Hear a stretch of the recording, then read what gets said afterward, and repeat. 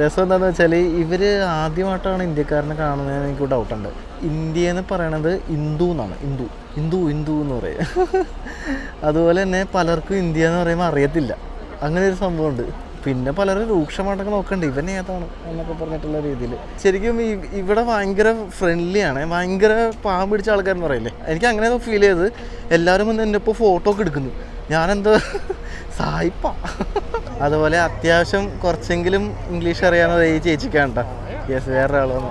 Hello hello hello, Niha.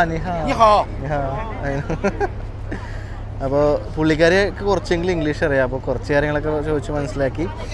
ഞാൻ മറ്റേ യൂട്യൂബറാണെന്നൊക്കെ പറഞ്ഞു. ഇവിടെ യൂട്യൂബ് ഇല്ലല്ലോ. പിന്നെ ആ പുള്ളിക്കാരി മുഖത്തിട്ടേക്കണത് സണ്ണിയിൽ നിന്ന് രക്ഷപ്പെടാൻ വേണ്ടിയിട്ടാണെന്നാണ് പറഞ്ഞത്.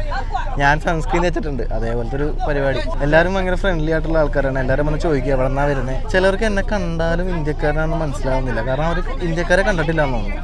മേ ബി അതുകൊണ്ടായിരിക്കും.